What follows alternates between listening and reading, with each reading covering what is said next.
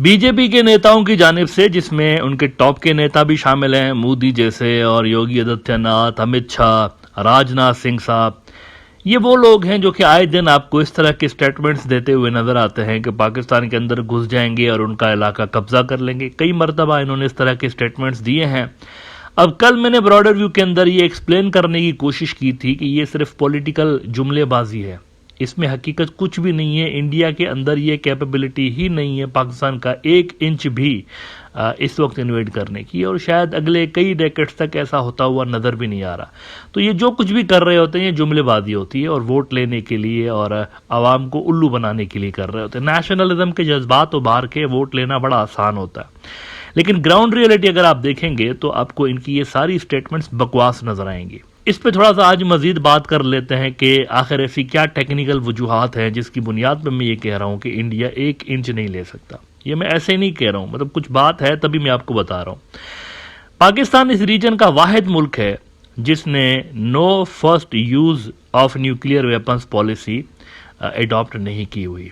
China ने की हुई है कि हम सबसे पहले हथियार यूज नहीं करेंगे, कोई और अगर हमारे ऊपर हमला करने की कोशिश करेगा तो बचाव में हम न्यूक्लियर इस्तेमाल करेंगे। ये चाइना की पॉलिसी है। इंडिया की भी यही पॉलिसी है, सेम पॉलिसी।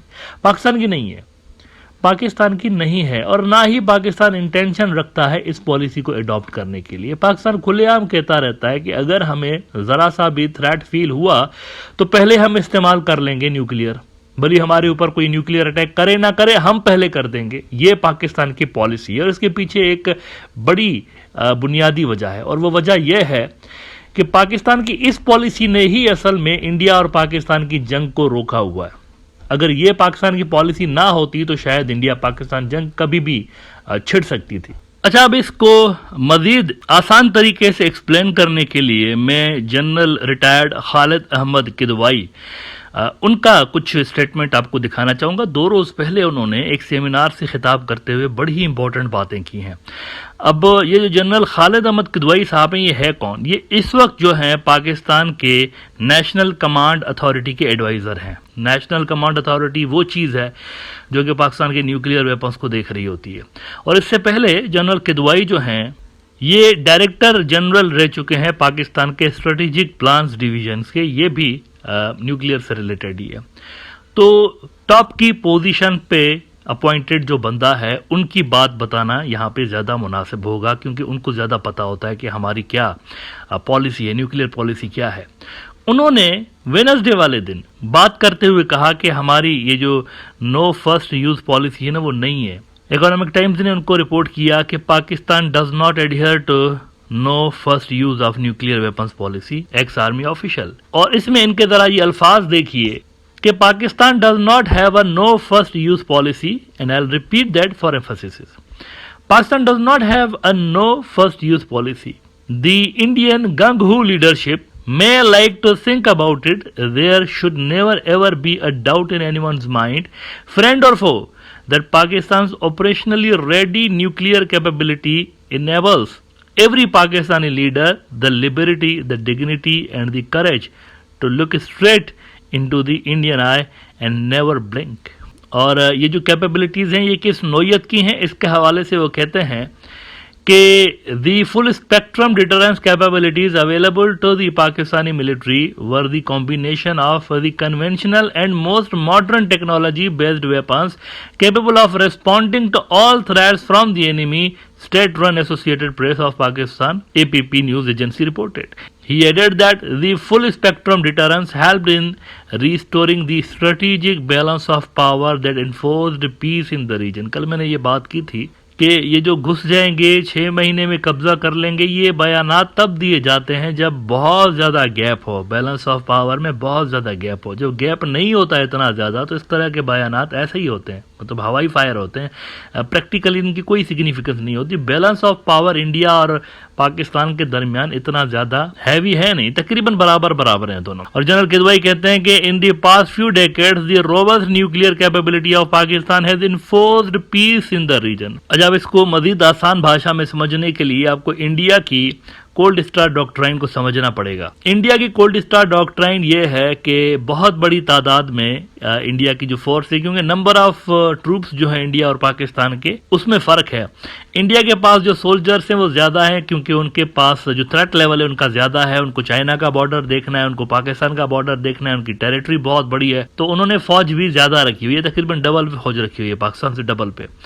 तो इंडिया की कोल्ड स्टार डॉक्ट्राइन कहती है कि एक ही वक्त में बहुत ज्यादा फौजी पाकिस्तान के अंदर घुसा के तो बहुत बड़े इलाके पे कब्जा कर लेंगे, और जब तक यूएन और सीज फायर और ये सारा कुछ होगा तब तक पाकिस्तान के 2-3 टुकड़े हम कर चुके होंगे। ये एक डिक्लेयर्ड उनकी कोल्ड स्टार डॉक्ट्राइन है। आप गूगल पे सर्च करेंगे आपको इसकी डिटेल पता चल जाएगी। लेकिन पाकिस्तान ये जो नो फर्स्ट यूज पॉलिसी रख रहा है ना, इसके पीछे एक ये भी डॉक्ट्राइन है। पाकिस्तान के पास टैक्टिकल न्यूक्लियर वेपन्स हैं, और टैक्टिकल न्यूक्लियर वेपन्स ही असल में वो वजह है जिसके कारण इंडिया घुस नहीं पाता पाकिस्तान के अंदर, वरना हो सकता है कि इंडिया कभी घुसने का सोचे भी।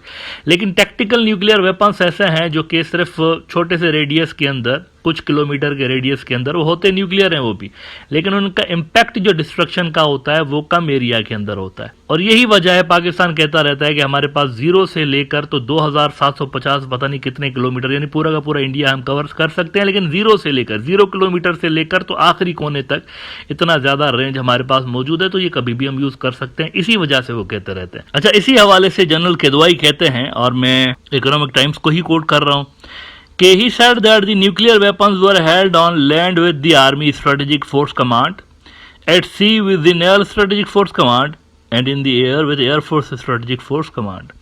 Vertically, the nuclear spectrum encapsulates progressively increasing destructive weapons yields and range coverage at 3 strategic, operational and tactical to 2750 km to cover India's vast eastern and southern geographical dimensions including its outlying territories. लिहाजा ये इतना आसान नहीं है जितना आपको बताया जाता है, इंडिया की जनता को बताया जाता है कि ये हम जाएंगे तो घुस जाएंगे, ऐसा नहीं है। इंडिया की हिस्ट्री में सबसे बड़ा जो हार्डलाइनर अगर कोई प्राइम मिनिस्टर आया है तो वो मोदी आया हुआ है, लेकिन आप अंदाजा लगाइए कि मोदी को भी 10 साल तो हो गए ना।